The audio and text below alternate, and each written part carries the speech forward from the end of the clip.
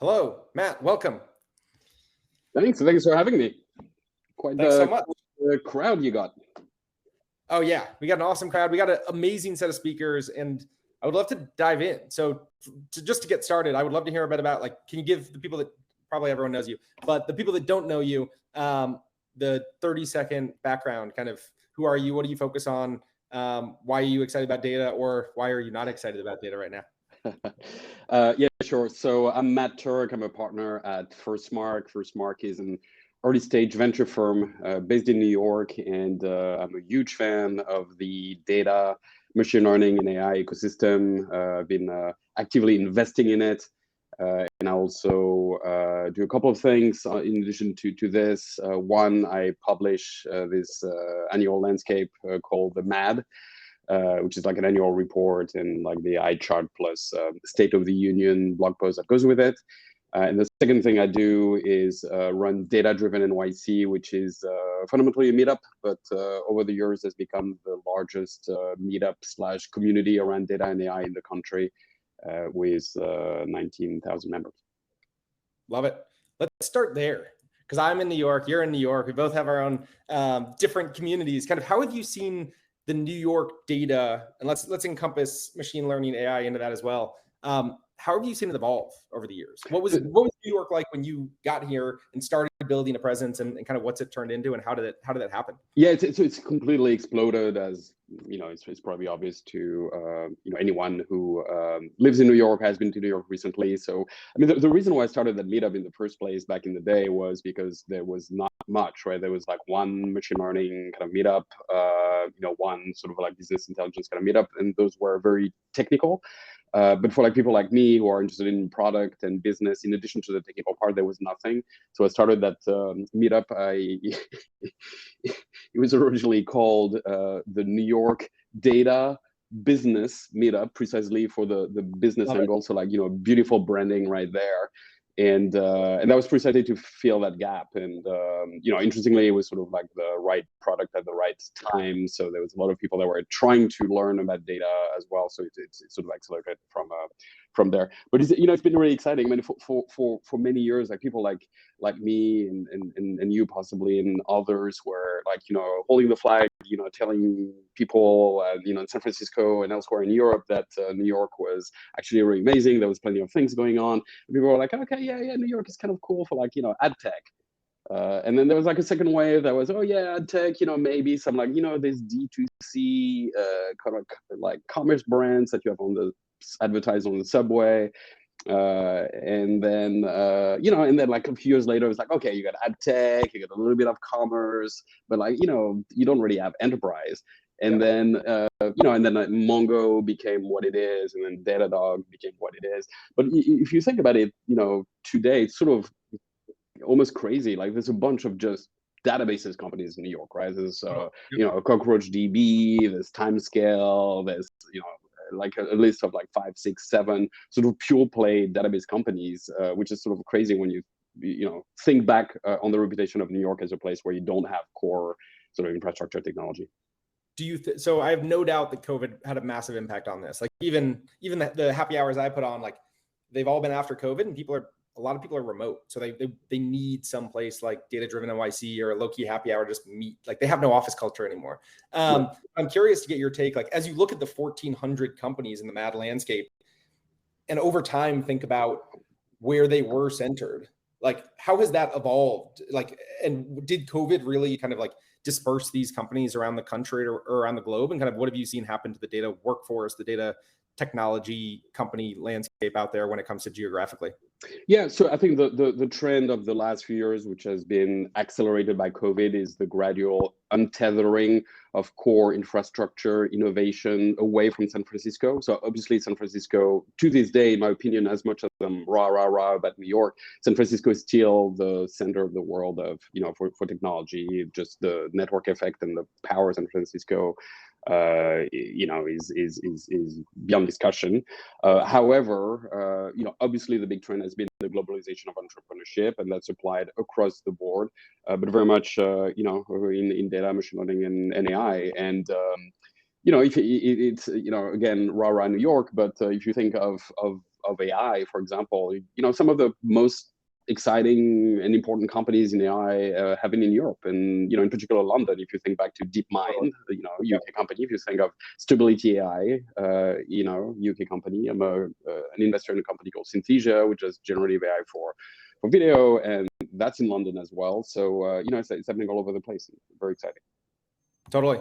Have you so when you think about investing in both the companies you invest in as well as the ones that you've seen that maybe you didn't get the opportunity to invest in, but that have grown in the data landscape over time, the mad landscape over time, what are the things you look for? What are the things where like, oh wow, like I've been watching this company for 5 years, for 10 years, and like it's not that simple, but what are the key things that you've seen where it's like that company succeeded, those founders succeeded, that business was able to scale? What are the things that you look for as an investor in this complicated landscape for indicators of success? Yes. So look, long conversation. Like the short answer to it is in my opinion, is to the ability to go from tool to platform. So if you think of the successful companies, let's take Databricks, for example, arguably the most, current, most successful, currently private company, started with Spark and, which is like open source for focus on the open source part of Spark for a long time, and then leverage Spark for machine learning workflows, and then bit by bit expanded and, sort of along the way found its core mission of being the data lake or data lakehouse, and the prime rival to Snowflake. But you can really see that journey from being a tool, being like this little project that like not everybody was necessarily bought into, to a tool, to a platform, to today. If you look at Databricks, you could actually put a Databricks product in almost every little box in that mad landscape. And that's really the journey, right? That's when at some point you're a fully scaled up company and you launch products that could be companies. So that's a concept of maintaining this sort of company velocity at scale, which is very hard to do, but a company like Databricks has been doing superbly. How do you think about figuring out? So like some of the things you mentioned and kind of in the Databricks journey, where it's like they started off open source, then they grew, and now they're a platform, and then you can launch entire features. How do you not insulate yourself, but as an investor, decouple causation from like that just happens to be something that happened along their journey? Where it's like, my guess is you get pitch decks all the time from people saying, we're going to be the X for Y, or we're going to be the Databricks for our space. And they take the journey side, not realizing that their own ecosystem, that their own journey is going to be very different. The environment that they're going to play in is going to be different. How do you as an investor both look at that and be like, there is a playbook that worked for Databricks? Maybe it's not a playbook. Maybe it's just a lot of really small decisions that got them there over time. But it's like, how do you decouple the two? How do you decouple like, oh, the path worked for someone else and the environment might be different going forward? Yeah, absolutely. So look, I mean, there's absolutely survivorship bias in what I just said, which is like, hey, that's how they did it. Therefore, like all the companies to be successful need to do that. The sort of glib but true answer to the question is that it's deep down, at the end of the day, all about the people, which again is sort of the cliche of venture capital. But the more you do it, the more true you realize it is. At some point, I had a tweet or something like where I said, it's sort of the noob to expert curve. So where when you start in venture capital, you say, well, everybody says you need to invest in the best people you can find, therefore I'll do that. And then you have like a middle area, sort of 3, 4, 5 years into your venture career where you're like, yeah, but what about TAM and NDR and LTV to CAC and like all the things. And then on the other side of that, sort of 6, 7, 8 years into your venture capital journey, you're like, I'll invest in the best people I can find. Yeah, and that's there's a reason why it's a cliche. So it's very true. Having said that, when we do invest, we do want to have at least some agreement around the table between the investors and the founders and the team that there is a broad general direction where this could be going. And that's what makes currently investing in data infrastructure, specifically separately from machine learning and AI, a bit harder. Because if you think of the journey from tool to platform, you need to start in one of the little boxes in my chart. Yeah. Then you have to believe that you can win that little box, right?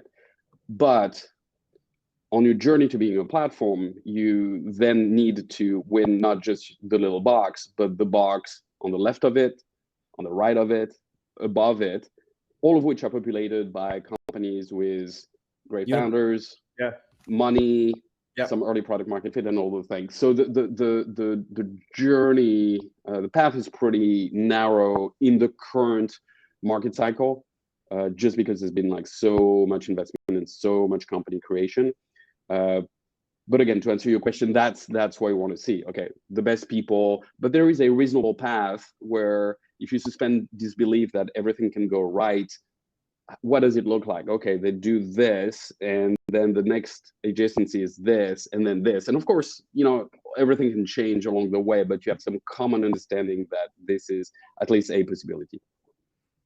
What changed from 2 years ago or 3 years ago in your lens through that? Because it's like you said, the current economic landscape. My guess is today, a lot of those boxes have a lot more. Like every 2 years, it doubles or triples or quadruples. But it's like, is that the biggest thing? Is like the rates were so low, it was easy. Like a lot of capital was being deployed. Everyone started companies. They raised at $1 billion valuations, and now trying to win a box is like you have to like.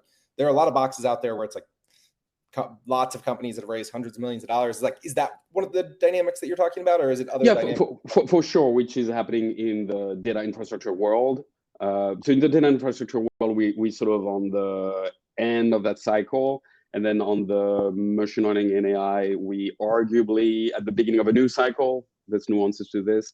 But if you focus on data infrastructure, that's exactly what's happened. We coming out of this phase of super intense activity, which frankly has been really exciting in terms of like great people starting great companies, and then all the VCs like rushing to give them money, and then give them money again, and then again, it was kind of crazy, but excuse me, kind of fun.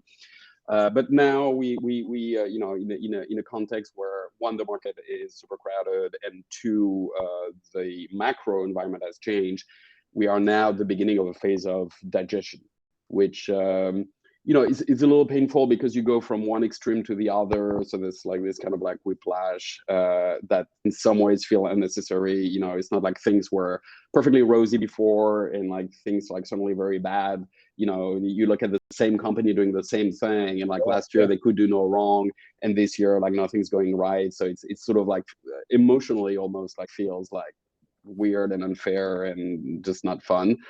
But directionally, I think things are going in the right direction, right? We were in the phase of like late 1,000 flowers bloom. Let's try lots of different things and see what happens. And now we're in the phase of like, okay, all right, now that was the party. Now we need to just focus on what's actually going to work. And not everything is going to work. So that's the difficult phase where some of it that are not going to work are indeed not going to work. So companies are going to find a home. Companies are going to unfortunately fail. Again, it's not fun, but like directionally, that's where the system should go. Yep. So a lot of people haven't been through cycles and kind of seen what happens to whether it's data companies or startups in general. Like in that type of scenario, it's like you have a box, you got 30 companies that all raise a ton of money in a specific part of the data landscape or the ML landscape or the AI landscape. What are like, there's failure modes and there's success modes. It sounds like the success mode is you take over the box either like organically or through mergers, through whatever, and then you go start moving to the next box. It seems like that might be more difficult in today's market than it was a couple of years ago because there's more companies in the box. But like, what are the failure modes? Like what happens to these companies? Like could be us, could be anyone. Like what happens to companies 2 years from now in these boxes that are hyper competitive, or in the boxes where there isn't as much product market fit as people expected? Kind of what are the 5 different paths that one of these companies can go down? So to start with the least fun path, companies can just fail. And so what the failure mode is, people are starting to run out of cash, and at some point, you're 6 to 9 months, or maybe 12 months away from running out of cash, and people, including the board, start getting into emergency action mode. And one path is to try and raise. And if you're one of those companies that has raised at way too high valuation, there is a world where you get a down round, but there are many worlds where you don't get a down round, because doing down rounds from an investor perspective is complicated and messy and just really hard to power through. And what you get on the other side of it is often challenging. So if you don't get a down round, then you need to find a home, which is the PC term for a fire sale or an acqui-hire. And in some cases you have an obvious partner, which is a company that you've worked with for a long time. So just as an aside, as a suggestion, I think every company listening to this should think 1 year or 2 years ahead about who's their key partner that they develop a relationship with over a long period of time, because all reasonable acquisitions excuse me, I have a little bit of a cold. All reasonable acquisitions are done through a partner. So if you do have that partner, then you have a chance of selling the company to that partner. If you don't have a partner, then you end up in this mad scramble and, quite frankly, a little bit of a down spiral where you're like, oh shit, we need to sell the company because we are down to like 6 months of cash. And then you try to find a banker. You're a small company, and most bankers, I'm like, okay, that deal is not going to be big enough, so I don't care. Then you try to just like all the favors you can. And then bit by bit, people either don't respond or say no, and at some point you run out of cash and you go out of business, right? So that's very practically, that's how the things manifest. All of which is terribly like emotionally difficult, and not what anybody wants to go through, including very much the VCs, right? There's this narrative that VCs have extended portfolio and that failure is built in, so that they don't care that much. They only focus on the winners, all the things. That's not the reality of at least the way we practice venture capital. We actually find ourselves spending tremendous amounts of time with companies that are not working out, like going through those processes of like trying to find a place that can absorb them. So that's the main failure mode. With lots of different kind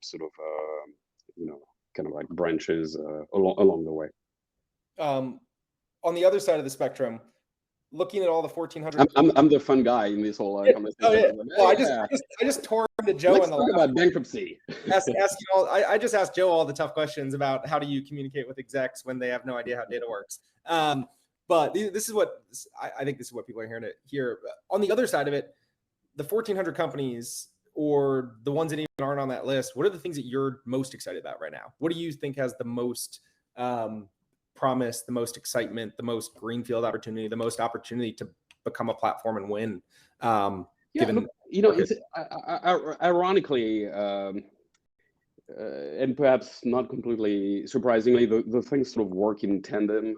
So in prior conversations about the Matt 23 landscape, I've sort of picked on the general data observability and quality kind of area, because I think it's interesting as an example, because it's obviously an opportunity. It's obviously a needed functionality, which is why you've had a lot of companies started in that space, and why you had a lot of VC money into it. So all of this works in tandem. So the fact that in that category, presumably some companies are going to be merging or possibly going out of business over time, doesn't mean that there is not still a big juicy prize for the one, maybe two, maybe three companies that emerge out of that category. So I'm still a huge believer in that entire space. I still think that a lot of companies that are in motion today and have gone through some level of financing and have a product out and have some customers and product market fit, I think some great companies are going to emerge out of this. And it's just not going to be everyone. Yep, totally. One of the notable boxes on your landscape this year that's different? It's like maybe it's something I'm curious to your take if it's something that you would ever invest in. I personally think of it as one of the most valuable boxes on the landscape is consulting firms, service teams, professional services. Because to me, there's a lot like we're a pure play infrastructure tool. Like you need a connector from Bugsnag to Snowflake. Like we give you that, great. Like go build your dashboard, create a solution, create value. Like whereas consulting firms just create value, they sell value, they create value. Why'd you add them? Would you ever consider investing in a consulting firm? And kind of how do you think about them and other service and service providers in general in this ecosystem?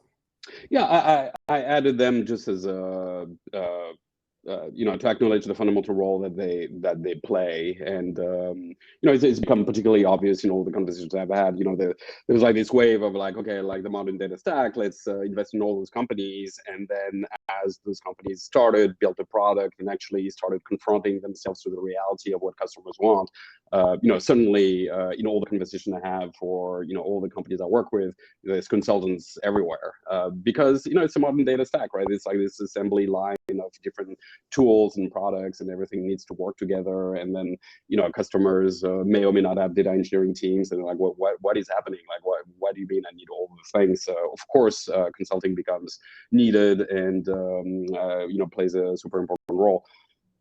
From a venture perspective, typically it's a bit less interesting because, long conversation here as well, but like fundamentally, you want, for the whole venture model to work, you need companies that are complete outliers and grow extremely fast and have the ability to return the entire fund when they exit. Consulting is a little more of lower margin kind of stay at it for many years and sometimes grow through acquisitions, buying local firms and that type of thing. But you can have exits, and that's a great way if you're a founder. That's in my opinion like a perfectly smart idea. I guess our friend Scott at Brooklyn Data Co just had an exit yesterday, so it's great. That's amazing. Congrats. Yeah, amazing. Do you think there's a platform play there? Do you think there's a technology play? Like I realize for consulting and consulting is like it's a catch-all for everything else. So it's not like, but when you think about the pain points that you've heard of where people are filling them with consultants, whether it's Brooklyn Data Co. or any of the other consultants out there, are there patterns? Are there things that you're like, wow, like there's like personally, I see a lot of money going into consulting firms, right? Or like being spent on consultants today. Yeah. I think that model of like sort of a little bit of a hybrid between a consulting firm and a product company is sort of interesting. If you think of Quantum Block, for example, that was acquired by McKinsey, that's a perfect example of a company that does many consulting but happens to have products. I think Kedro, the open source orchestration engine, was built there. So that's a great example. What do you think about kind of going off that? Because I think it's one of the biggest things that's been kind of at the intersection of consulting and product today is like orchestration and data ops and kind of these platforms and solutions that try and stitch together the 1,400 companies in this landscape. Like, is it possible? Is it possible? So that's a perfect example, I think, of the fact that consolidation is actually a good thing for the market. So it may be painful, possibly, for us as entrepreneurs and as VCs, but if you put yourself in the shoes of the customer, ultimately consolidation is a good thing, right? There's just too many companies, too many companies that are very early in revenue and are single feature companies. And look, to the earlier point about going from tool to platform, you need to start as a single feature company, right? So there's nothing bad with that. And in fact, that's the best way. You need to like find a wedge and, like all DA analogy, crossing the chasm, like all the things. You need to start with something focused so you can expand from there. But now that the music has sort of stopped from a financing standpoint, there's a lot of companies that are sort of caught in that phase of being below 5 or 10 million in ARR, being valued at several hundred million, sometimes $1 billion plus of valuation, and that's a little bit of a uncomfortable place to be. So those companies are going to consolidate, but again, from the customer perspective, it's a good thing if you have companies that merge and provide more functionality so that you have one vendor that provides multiple things. That's interesting. So to your question about orchestration, that's a perfect example, because we think of orchestration is sort of a little bit at the intersection of like data observability, data quality, if you data lineage, right? Yeah. If you find a problem through data quality, then you need data lineage to be able to identify where the problem is coming from. But then you need an orchestration engine to sort of rerun the DAG to be able to solve the problem. So should you have a vendor that does data lineage, a vendor that does data quality, a vendor that does data orchestration, and a vendor that does data observability, which is related but not overlapping with all of this? No. From a customer perspective, you just want to have one thing that sort of works and does all the things, like find my problem, find that there is a problem, find out why there is a problem, fix my problem. Totally. It's interesting to me too, because when you think about ecosystems where you can have more seamless orchestration, a prerequisite to that is all the vendors have more interoperable systems. They have APIs, they have webhooks, they have these things that allow you to build analytics on top of them and build workflows on top of them. And as someone who builds a lot of integrations, the data world doesn't happen to be one of those. It's actually quite shocking how few data companies have the APIs and the webhooks and the integration hooks necessary to be like, we don't have an API yet. We're adding webhooks in the near term, but it's very difficult to orchestrate stuff that doesn't actually expose a clean way of being orchestrated. Which I think is something that we've kind of done to ourselves in this. Yeah, that's a fundamental irony of this ecosystem, especially in the context of like all those little boxes and all those little logos, is that like in some ways it's super overcrowded. In other ways, it's still a pretty immature ecosystem when you compare the data ecosystem to software in general.